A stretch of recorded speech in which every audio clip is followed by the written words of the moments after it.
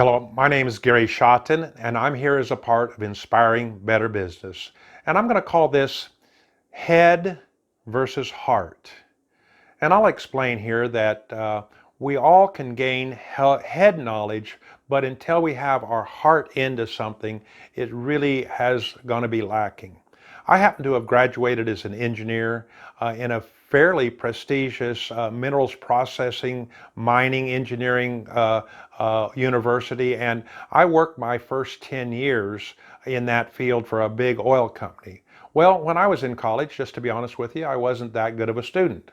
I was sort of happy that I would get a B and maybe a C here and even a D as long as I could get out of school and get me a job.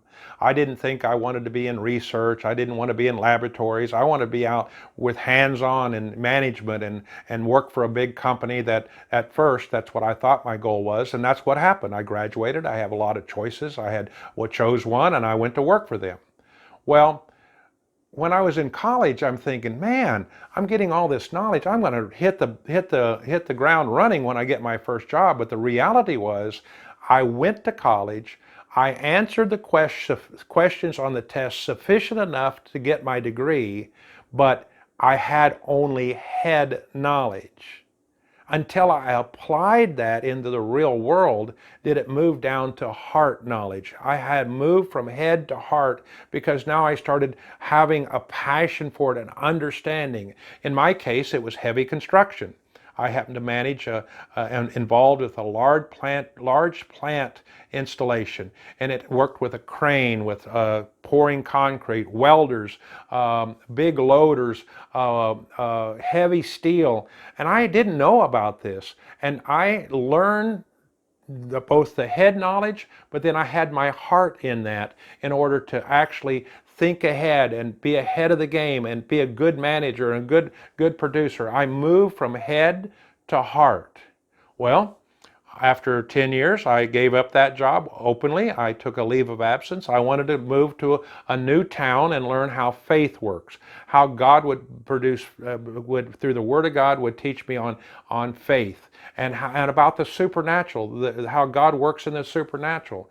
And I arrived to this new town believing that I would have a nice job, and that's good and fine, but it didn't happen. Well, when I was in school, I was learning to answer the questions from the Bible. I answered the questions correctly about faith. I answered the questions correctly to get a good grade, maybe not 100%, but I got good grades in this Bible school. And once again, I'm thinking, oh man, I learned all about faith. I learned how faith works and but all it was head knowledge. I had to move that from my head to my heart and say, this is going to work. The Word of God is going to work if I just learn how to do it. There's a lot of people graduated from Bible school that all they had was head knowledge. And what happens is that with just head knowledge, the first bit of difficulty comes up and you say, oh, this isn't working. Maybe I missed something. Maybe this is not true. Maybe I ought to abandon this. This is not working. No, if I have heart knowledge, I will know that I know that I know that I'm going to go through with this. Let me make an example of a marriage, okay? A couple can get married and they have the head knowledge that of a marriage and what would be good for a marriage, and they went through their recital and they said things like, for death, we'll till death do us part, and they're on this path. And they understand from a head knowledge what might be consistent with a good marriage. But until they hit their first a level of dissatisfaction with each other.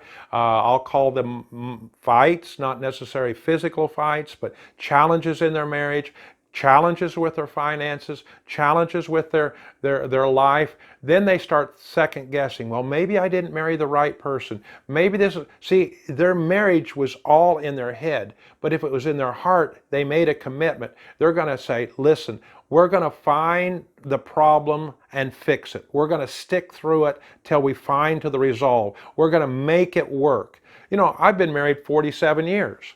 I would like to tell you that I never was mad at my wife. We never had a disagreement, but I've been mad at my wife. We had some pretty serious disagreements. I hate to tell you this, but one time while she was working in the company with me, we were in a head-on-head disagreement.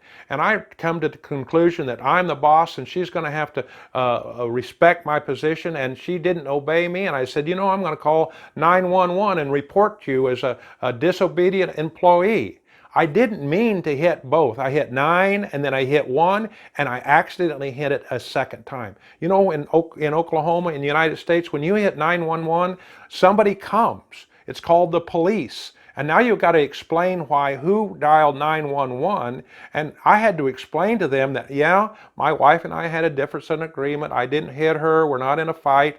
And they accepted, because she was there and confirmed that we didn't need the police to come. But that's how mad I was. I was not happy. We patched it up. We figured out how to say I'm sorry to each other. Why? Because head knowledge just says, hey, we're married.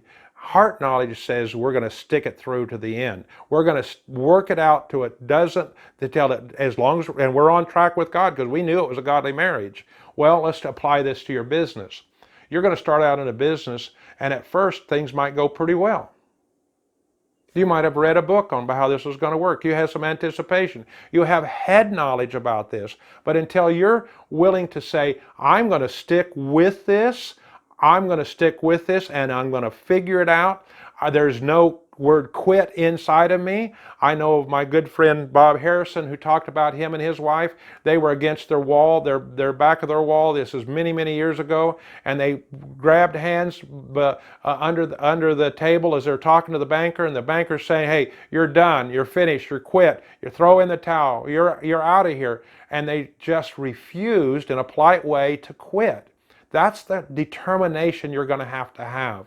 That's the determination when things are not going well, that you're not going to run away and you're going to stick with it. Now, you can make adjustments. You know, when you're in that position, you probably made a mistake, so you do need to make adjustments. You're not just lowering your head and keep doing the same thing over and over and over again. You know, that's the definition of insanity. If you do the same thing over and over again, expect a different result, that's not logical. But you've got to be committed to get through this. This is so critical. So many people are and by the way, Satan will for sure throw a few things in your path. We're giving him a little credit. We'll also give just the credit that we're in a fallen world. Things that, in my case with a trucking company, there's a time that I had 2 trucks and both of them were broken down in my front lot. I didn't have the money to repair them. I didn't have the money to buy anything new, and I had to figure it out. I had to go on with what I knew God was wanted in my life in the business world. And I will tell you that there's no test that you're going to face that God hasn't provided a way out, that you can find it. You have to view it that way. Well, I hope this is part of Inspiring Better Business, and I hope it helps you to not quit when things get tough. Move from your head to your heart and stick with it when it's the right thing you should do. Thank you.